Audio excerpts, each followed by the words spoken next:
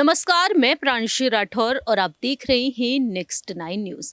महाराष्ट्र में राज्य में देवेंद्र फडणवीस और एकनाथ शिंदे की सरकार को बने हुए 4 महीने हो चुके हैं।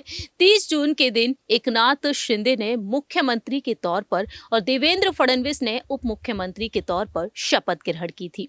वहीं अब सियासी गलियारों में हलचल काफी तेज हो चुकी है। दावा किया जा रहा है कि अब शिंदे और फडणवीस की सरकार जल्द ही गिर सकती है। जिस तरीके से महाविकास आघाड़ी गठबंधन की तरफ से दावे किए जा रहे हैं, जब से यह सरकार सत्ता में आई है तब से कहा जा रहा है कि 6 महीने तक राज्य में यह सरकार नहीं टिक पाएगी। लेकिन दूसरी ही तरफ यहां पर तमाम बड़ी रणनीतियां बना रही हैं। पर्दे के पीछे रहकर शिवसेना के लिए अहम भूमिका निभाती चली आ रही हैं शिवसेना के प्रमुख उद्धव ठाकरे की पत्नी रश्मि ठाकरे।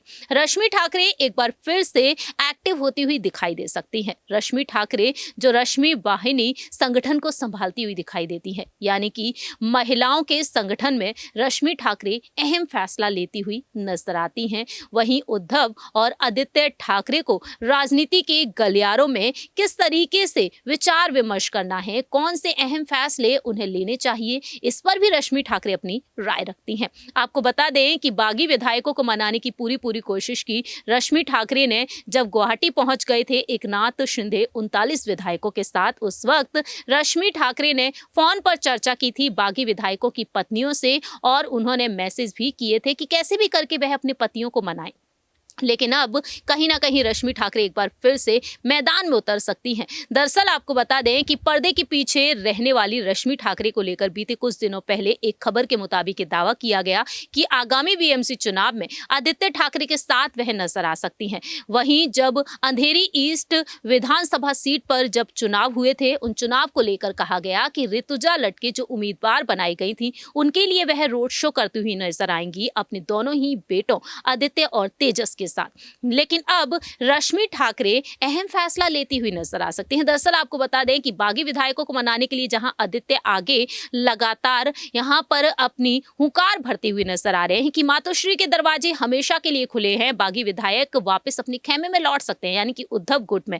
वहीं दूसरी ही तरफ रश्मि ठाकरे कहीं ना कहीं बागी विधायकों के एक बार फिर से मनाने की कोशिश कर सकती हैं, क्योंकि दावे अनेक किए गए हैं उद्धव गुट की महिला नेता सुषमा अंधारी की तरफ से। उन्होंने बीते कुछ दिनों पहले कहा था कि एकनाथ शिंदे गुट के 4 से 5 विधायक हैं जो यहाँ पर उद्धव गुट के संपर्क में हैं और कहीं ना कहीं वह मातोश्री में वापसी कर सकते हैं। लेकिन एक बार फिर से सुषमा अंधारे ने दावा कर दिया है। दूसरी ही तरफ गजानन कीर्तिकर शिंदे गुट में हाल ही में शामिल हुए हैं। उनके बेटे अमोल कीर्तिकर को लेकर शिवसेना सांसद संजय राउत ने अपनी बात रखी है। मालूम हो कि संजय राउत तकरीबन 3 महीने तक ऑर्थर रोड जेल में बंद रहे और ऑर्थर रोड जेल से बाहर आने के बाद संजय राउत ठाकरे परिवार से मिलने भी पहुंचे, जहां पर रश्मि ठाकरे ने उनका शानदार अंदाज में स्वागत किया, उन्हें तिलक लगाया, वहीं मुस्कुराते हुए उनका घर में स्वागत किया। आदित्य ठाकरे ने संजय राउत को गले लगाया, वहीं उद्धव ठाकरे काफी खुश नजर आए और अपनी खुशी को उन्होंने जाहिर भी किया।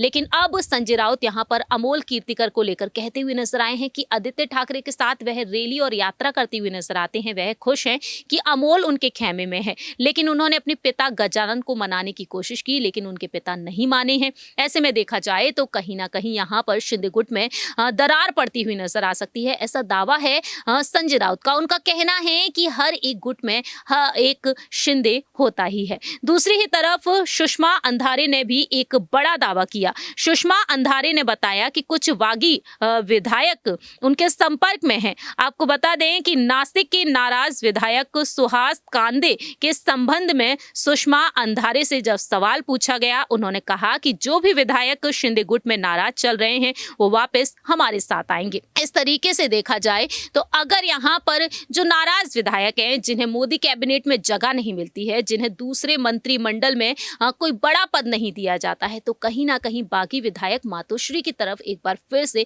वापसी करते हुए नजर आ सकते हैं, या फिर यहाँ पर रश्मि ठाकरे उन्हें मनाने की पूरी कोशिश करती हुई दिखाई दे सकती हैं। फिलहाल देखा जाए तो रश्मि ठाकरे अपने पति और अपने ससुर जी की, बाला साहेब ठाकरे जी की इस पार्टी को बचाए रखने के लिए, मजबूत बनाए रखने के लिए अहम फैसला लेती हुई दिखाई दे सकती हैं। हमारी इस रिपोर्ट में इतना ही। बाकी की तमाम अपडेट्स के लिए आप देखते रहिए नेक्स्ट 9 न्यूज़।